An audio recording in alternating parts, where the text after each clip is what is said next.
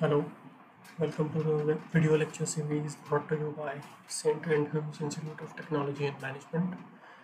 And in this video lecture series, we are discussing the subject called Programming for Problem Solving using C. And today we are going to start a new topic called pointers. And the headline of today's lecture will be the introduction to pointers, or my motive in this particular lecture is to introduce you people to the pointers. Okay, now pointers is one of the most powerful and one of the most difficult concept to be understood in the context of C. And why it is difficult? It is difficult because it's it's it's difficult because it is difficult to visualize what pointers are doing in your head.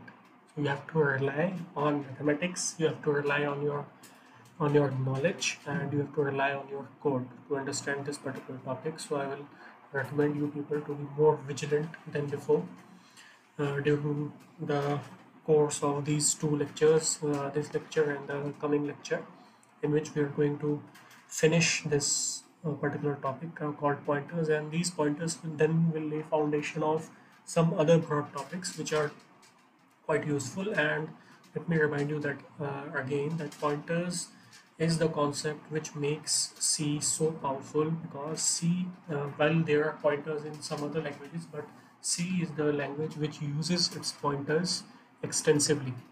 Okay, so let's move ahead. Let's go to the slides which are already in your notes that I have provided you. Okay, so let's go to the basic concepts.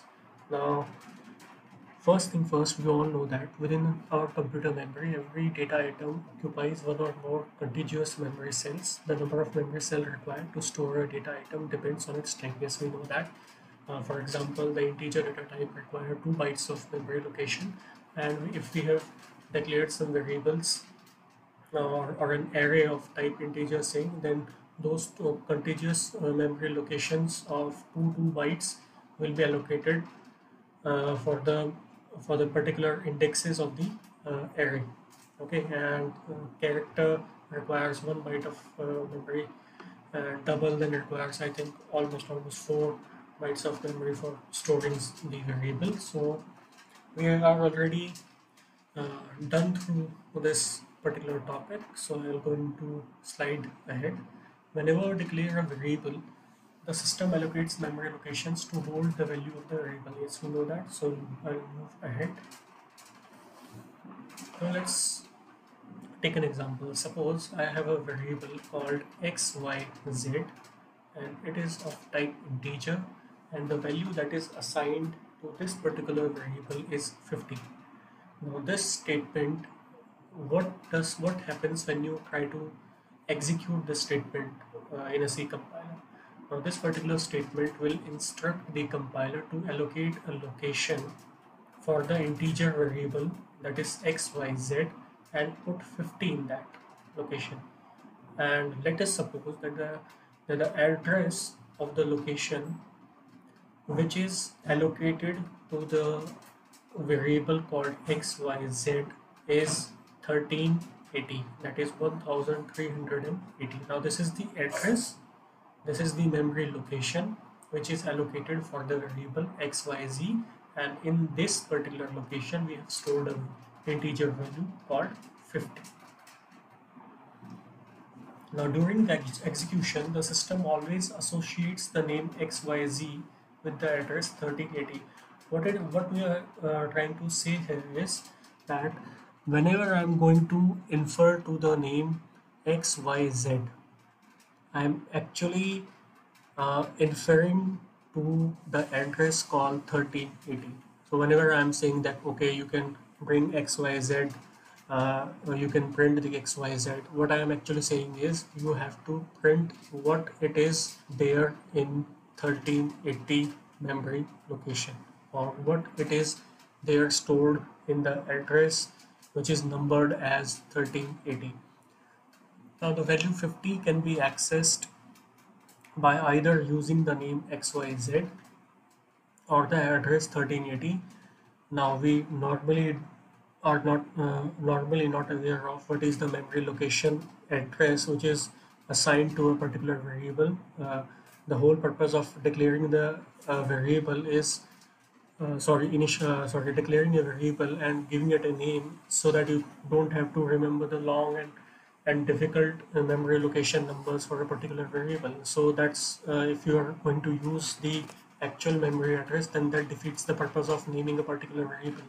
So that is why we use the naming conventions or the naming of particular variables. So in our basic day-to-day English language or some other language, it is easy to remember these kind of things. Okay, so we'll not dwell on that.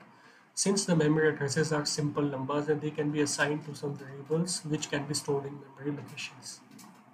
Now what we are trying to say here is, now this address is just a number and it could be long as you want. It depends on the memory storage capacity of your system. But again, at the end of the day, this particular address is just a number. Now as you can see, or you know, that number can be stored as an integer variable or a double variable or a float variable in your system. uh, Depends on the capacity of the system, capacity of the compiler, or the version of the compiler, what is the last range. But at the end of the day, you can say that okay, I can store a particular address in a variable because at the end of the day it is still a number. So this is what we are trying to say here, that the address of xyz variable can be stored in a variable named as p. Now you can say that we have two variables now. One variable is xyz, which stores a value 50, and actually this variable named as xyz is actually associated with a memory location whose address is 1380 in your memory chip, and that particular location stores value 50. So this is what I am trying to say. Now we have another variable, we have initialized it. I have named that particular variable as p, and I am trying to store the address of variable xyz in this variable p. So as you can see here, at this point here, the value which has been stored in the variable p is actually the address of the variable xyz. Okay, and actual address or the actual memory location which has been allocated to this particular variable p is at 2545. Okay, in your memory chip, if you number all your memory locations with an integer numbers, so at this particular number we have stored we have stored a value 50, which has been actually known by the name xyz, and we have another variable called p at this particular memory location allocated to this particular name called p, and at this particular memory location called 2545 we have a value which is actually the address of this particular variable xyz. Okay, and you can see here illustratively that the memory location which has the address called 2545 and named as p stores the value 1380, and the variable which is named as xyz with an address of 1380 stores the value 50. This particular number here and this particular number here are actually same. Okay, now how can you do that? I have shown you this illustratively. How can you do that? Now we have seen this particular sign or operator before in our C, and I have told you in the classes also that this particular variable refers to as the address of let me go back. So this actually signifies address. Okay, so P has been assigned a value. This is an assignment operator, which is the address of XYZ. If I ask you by looking into this particular picture, what is the address of XYZ variable, your answer should be 1380. So actually, this whole expression, this whole point here, this whole expression here, the right hand side of this expression here actually will be converted to 1380, and this 1380 is a number actually will be assigned to P. Okay. So this is what I have just explained to you. The address of a variable can be determined using the ampersand operator. The operator immediately preceding a variable returns the address of the variable, which we have seen already. We have also, if you remember, we have also used this particular operator in our standard input function called scanf.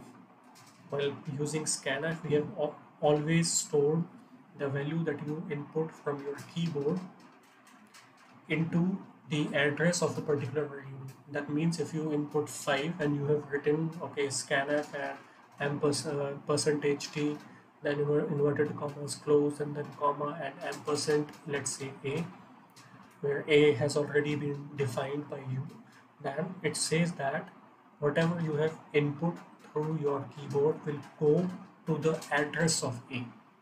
So now you must have got the point. Why do you use ampersand operator there? For example, now we have already discussed this particular example. The address of XYZ is 1380 is assigned to P. We have discussed that the ampersand operator can be used only with a simple variable or an array element. Okay. Let me remind you, an array element. It's not complete array. It's only a single element of array. Because if you try to define the address of whole array, it is not just one single memory location. It's continuous memory location streak, like 1 2 3 4 5 6, and what is the length of your array will actually decide. So what is the total length of the continuous memory locations that has been allocated by the compiler itself. Okay, so you must keep that thing in mind.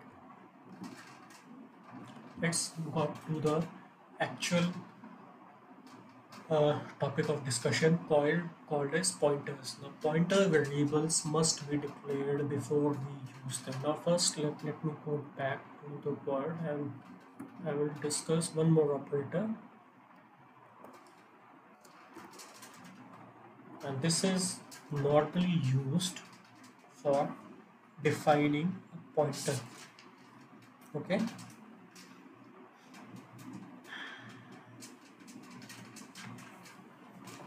Now it has a name. It has been called as indirection operator. Now it has been called as indirection. Operator is just an operator. Okay. Now the actual meaning of this is value at the address. Value at the address. Let me remind you, what is the difference between this and this? This actually says the address of a particular variable, and this says what is the value at the address which has been provided here. Okay, so if I write something like let's say ampersand and A and indirection, let's say B, and what I have done in between them is I have assigned B is equal to A. Okay, now what I have done here is I have assigned the address of A variable to B variable. Okay, and now I'm saying what is the value what is the value at the address that has been stored by B. Now B stores the address of A. Okay, so whatever be the value which has been stored in A is depicted by this complete expression. Let me again repeat. This particular thing is saying what is the value at the address stored in B. Okay, B actually stored an address of variable A there. So it actually defines what is the value stored at the address of A. Now A stores, let's say, a value of 10. So this particular expression will be converted to 10, or it signifies a value 10. This is what pointers are. Okay.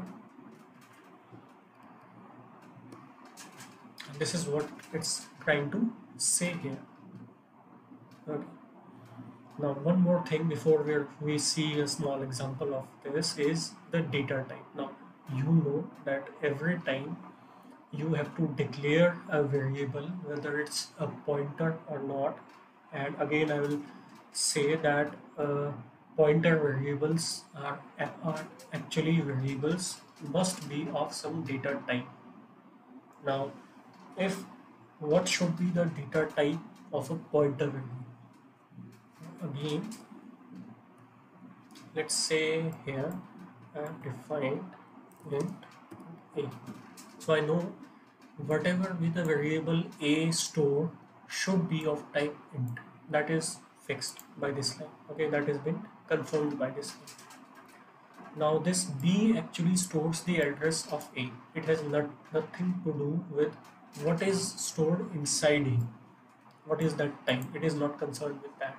But by using this pointer variable, okay, let me again reiterate that by using this particular variable I am actually saying the value at the address which has been stored by B. So I am concerned with the value and not with address.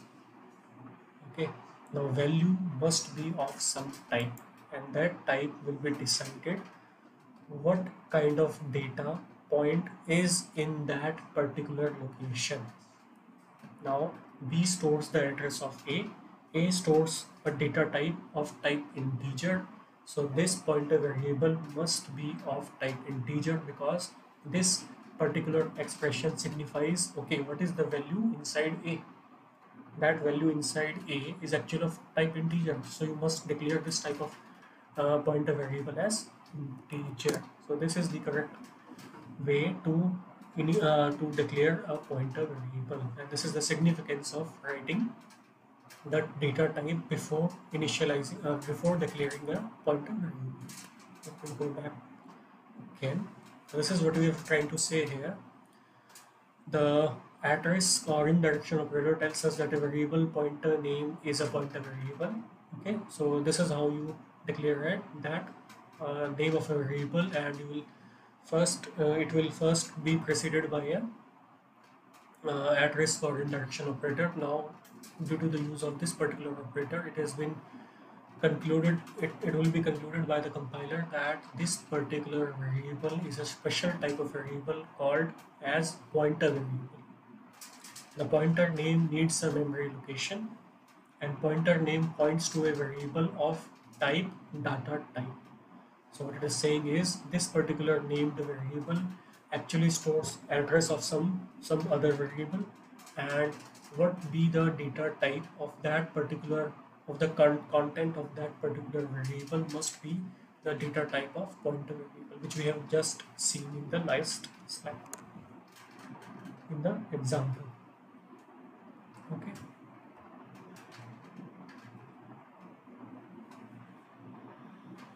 So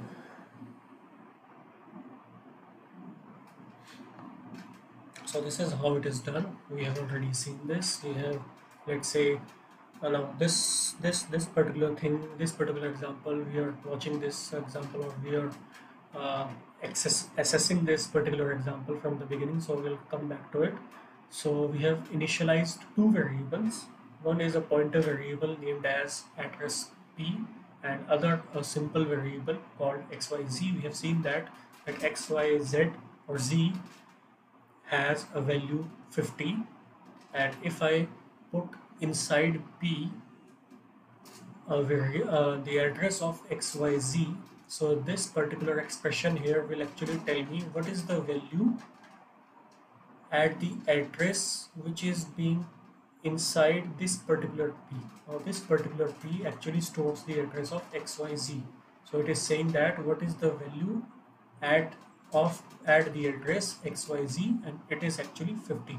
So this particular here actually points to the integer value of 50. And as you can see, the type of the data or type of the variables here are both of them are of type integer. It means that xyz is an integer type that we have seen already, but this particular thing also depends on the type of data point which has been stored in the at the address which has been pointed by p. So again, this is where the difficulty comes actually, with which I have told you at the beginning of the lecture, that you have to you should not try to visualize. Actually, you should take copy and pen and try to write what has been happening, like we have done here. Okay, you first, like we have done in this particular area, this is, you don't try to visualize it, you try to write it down on the copy and see what is happening. Okay, so if I write here star or address or in direction p, I'll be actually pointing to the value 50. Okay, so if you find some difficulty in grasping this point, you should go again through the slides and try to revise what you have been shown. Okay, so we are done with the slide and I am done with the lecture. We haven't seen an example of pointers today in your IDE, but in the next lecture, the first thing we are going to do is see an live example how we are going to initialize the pointer in our IDE using the C language syntax, and does it actually do what we have just studied or what I have told you, what I have declared right here. Okay, so we'll see that firsthand if it works or not, and we will do some complex examples in coming few lectures using pointers in call by memory and call by reference and call by value topics. The motive of these two lectures, today's lecture and the coming lecture, is to get you familiar with the idea of pointers. So I will stop this lecture right here, and tomorrow we are going to continue with pointers. Thank you.